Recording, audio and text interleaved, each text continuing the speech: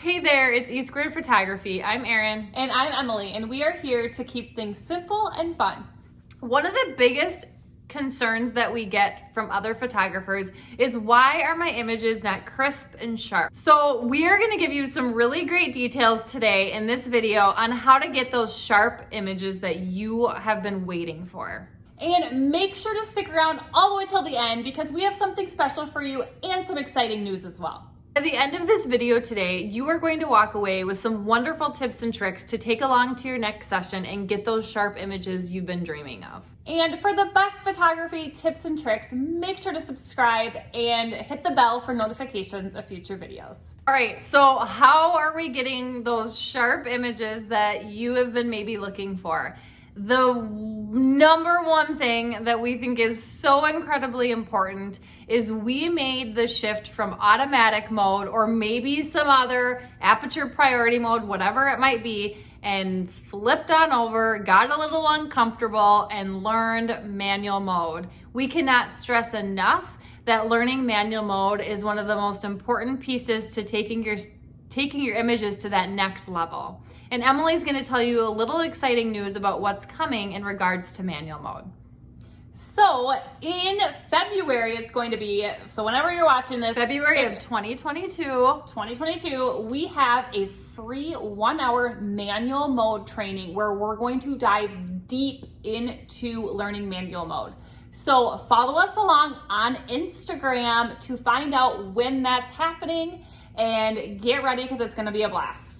So as far as manual mode goes, if you do know a little bit about manual mode, you're going to be able to fix some of these things right now. We dive deeper in the training, but let's talk a little bit right now about it. So when you're talking about your aperture or your f-stop, you need to be shooting with the correct aperture or the correct f-stop in order to get everybody in focus and get those super sharp images. So let's look at some examples that we have here.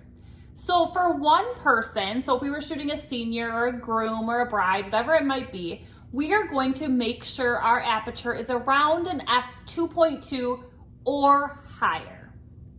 For two people, we like to shoot around an f2.2 to an f3.2.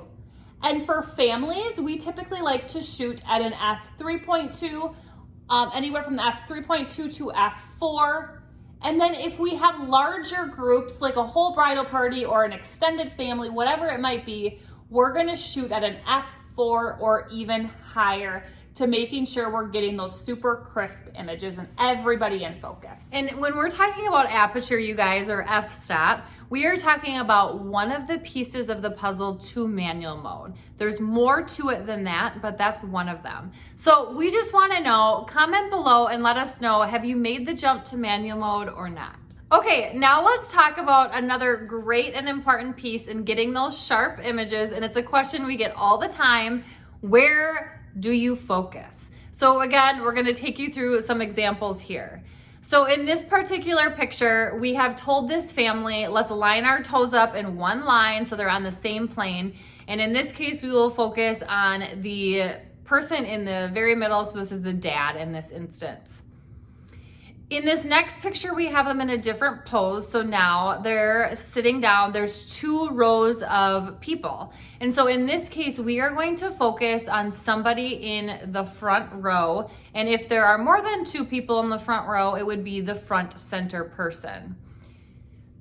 So if we take a look at this picture here, we could have focused on Erin or Emily in this instance, but we are focusing on the eye that's closest to us. But again, if they're on the same plane, it's not going to matter who we focus on. Now, if Erin was slightly in front of me, just a little bit, and I happen to notice that, I'm going to focus on her versus myself. In this next picture here, we kind of have some craziness going on with these little kids, but we're going to focus on the center person in this instance. For this particular picture, we are going to, when we have one person, we are going to focus on the eye that is closest to us. Now looking at this picture, I don't know if that eye is any closer than the other one, but we would pick the one that's closer to us. So if they're angled a little bit or anything. So if you look at this senior here, this is a great example. Again, we're gonna focus on the eye of this senior that is closest to us. Again, here you see it in this instance with this senior guy. It's the eye that's closest to us. Now, this is an example where we have two people. The groom is further back than the bride, but we are actually going to focus on the bride's eyes as she is walking towards us, which sometimes will leave the groom a little bit blurry, and that's totally fine. In this instance, we have a whole group of guys, and we are going to focus on the front and center person. And in this particular case, it could have been a couple guys, but we chose to do the groom of the crew because he is the most important one there. Now, another thing, part of manual mode that plays such a huge role in getting those crisp images, probably the most important, is your shutter speed. So your shutter speed, again, is just how fast your shutter is opening and closing and how quick you are able to take those images. Now, your shutter speed, we like to say, should be at least set to 1/150 or higher, or we like to sometimes say 1 over double the lens length. And what we mean by that is if you're shooting with a 50mm camera, we would want to shoot at least at 1/100 or higher to making sure we're getting those crisp images. And for movement shots, we're shooting even faster. The faster, the better for movement shots. And I would say almost 90% of the time when we are shooting any sort of portrait photography, we are shooting probably 1/200 or higher, maybe even 1/250 or higher most of the time, just to make sure that our images turn out nice and crisp. Okay, so to give you another example of double the lens length and what does that mean for shutter speed.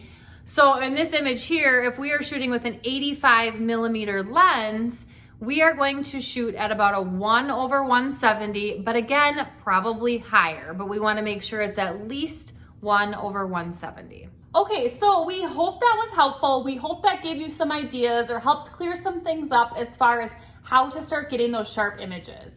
And like I said before, we have something for you. So we have our free training that's coming out that you can sign up for. Follow us on Instagram to learn more about that.